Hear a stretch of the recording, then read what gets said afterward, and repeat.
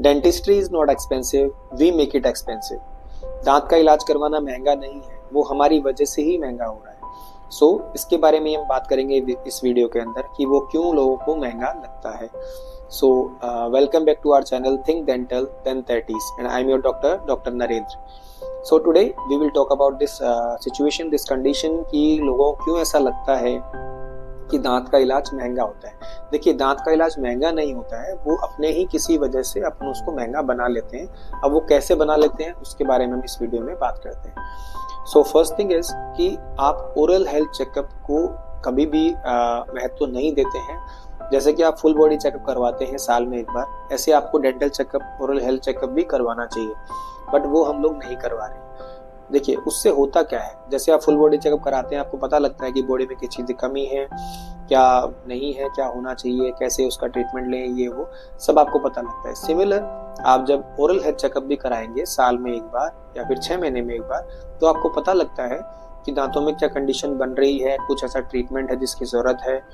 वो सब आपको तभी पता लगेगा जब आप डेंटल विजिट करते हैं, बट वो हम लोग नहीं कर रहे हैं। तो सबसे पहली चीज तो ये है जो आप मिस कर रहे हैं। सेकंड थिंग इज कि अगर मान लीजिए आप डेंटल चेकअप आपने करा लिया, ठीक है, देन उसके बाद में आपको डेंटिस्ट एडवाइस करते हैं कि आप स्केलिंग जरूर करवाइए 1 ईयर और 6 मंथ्स के अंदर एक बार आपको स्केलिंग करवानी है।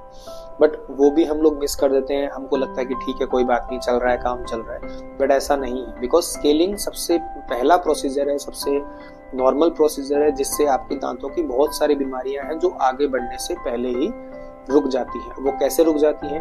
स्केलिंग जब आप कराते हैं तो दांत और मसूड़े के बीच में जो जगह होती है, यहाँ पे खाना फंसा हुआ जो है, गंदगी फंसी हुई है, वो हम स्केलर से क्लीन करके निकालते हैं। ये क्लीनिंग जब होती रहेगी तो दांत और मसूड़े के बीच में जगह है वो क्लीन रहेगी।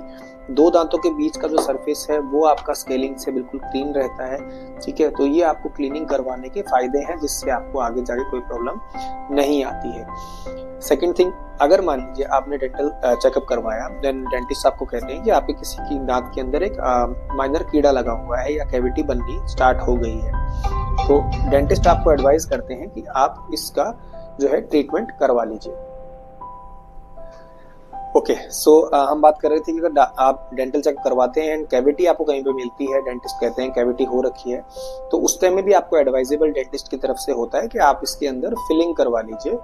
तो आपकी जो कैविटी है ये ग्रो नहीं करेगी, आगे बढ़ेगी नहीं। देखिए, अगर आप उस फिलिंग को उसी टाइम करवा लेते हैं तब तो आपका वो जो कैविटी है वहीं रुक जाता है, अदरवाइज वो कन्वर्ट हो जाता है फिर आरसीटी के अंदर रूट कैनाल ट्रीटमेंट करवाना पड़ता है। बिकॉज अब जो कैविटी हो गई है, जहाँ खाना फंस रहा है, वो उतना तो रहेगा नहीं, वो रेगुलर बढ़ता रहेगा एंड देन धीरे धीरे आप देखेंगे वो दांत के अंदर जो है आपके ऊपर वाली लेयर से फिर नीचे, फिर नीचे, फिर नीचे और नसों के अंदर आके इन्फेक्शन कर देता है एंड देन रूट के नीचे इन्फेक्शन बन जाता है।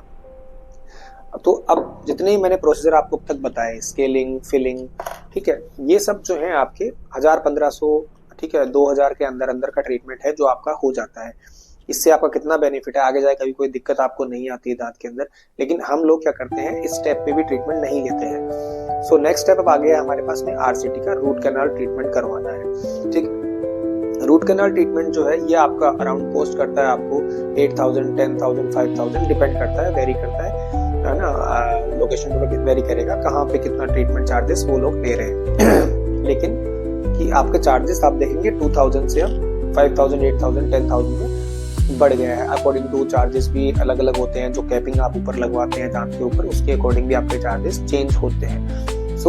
ये चीजें बढ़ जाती हैं। लेकिन सम ऑफ द पेशेंट्स उनका ये रहता है कि ठीक है, अब दांत में उनका कीड़ा भी लग गया, लेकिन अभी भी उनको जो है ट्रीटमेंट नहीं करवाना है। अभी भी उनका क्या रहता है कि आप जो है मेडिसिन दे दीजिए और हमारा काम चल रहा है, कोई दिक्कत नहीं है, जब बाद में कभी इसका ट्रीटमेंट हम करवा लेंगे। लेकिन यहाँ पे फिर आप गलती कर रहे हैं, अभी भी आप ट्रीटमेंट नहीं ले रहे हैं। तो इसमें होगा क्या, आप ट्रीटमेंट दवाई लेके क्या करते हैं, दवाई लेके आप उस पेन को, उस मवाद को, इन्फेक्शन जो हुआ है उसको तो आप दबा लेंगे, उसको आप दबा लेंगे या फिर दर्द आपको नहीं होगा उस चीज से। लेकिन जो कंडीशन एक बार आपके दांत में अंदर बन चुकी है वो टाइम टू टाइम बढ़ती ही रहेगी, वो कभी रुकेगी नहीं, ठीक है। तो ये वाली चीज इसमें आती है। तो जब ये बढ़ती रहती है देन कुछ टाइम बाद में आप देखते हैं कि कंडीशन ऐसी हो चुकी है कि साइड में स्वेलिंग आ गई है, ठीक है, इन्फेक्शन हो रहा है, दर्द बहुत भयंकर हो रहा है।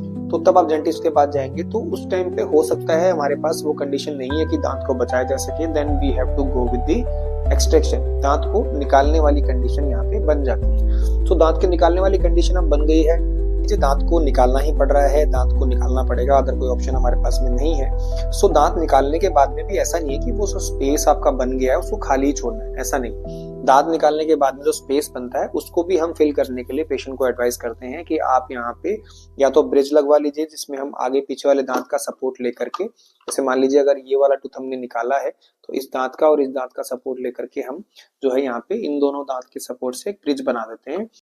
सो ब्रिज के बाद हम बात करते हैं नेक्स्ट ऑप्शन की, दैट इज डेंटल इम्प्लांट। और इम्प्लांट का मतलब है कि जहां पे आपका टूथ हमने रिमूव किया है उस टूथ की जगह पे अब नया दांत हम लगाएंगे with the help of implant. Implant एक स्क्रू है, ठीक है, टाइटेनियम स्क्रू आता है, देन उसको हम एक आपकी जो बोन जहाँ पे दांत नहीं है वहां पे प्लेस करते हैं, देन उसके ऊपर कैप लगा देते हैं। तो इस तरीके से आप डेंटल इम्प्लांट या ब्रिज भी लगवा सकते हैं।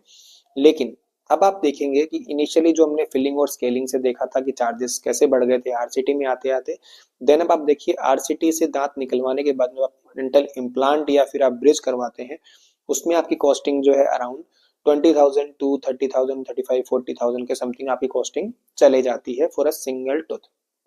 सो आप देख सकते हैं किस तरीके से मतलब अपनी जो कॉस्टिंग है वो धीरे धीरे विद टाइम बढ़ गई है। सो ये सब दोस्तों क्या है कि जस्ट आपको बस ध्यान रखना है, इसके लिए ऐसा घबराने वाला नहीं कि यार इतनी कॉस्टिंग बढ़ जाएगी तो कैसे हम ट्रीटमेंट कराएंगे, ऐसा नहीं है।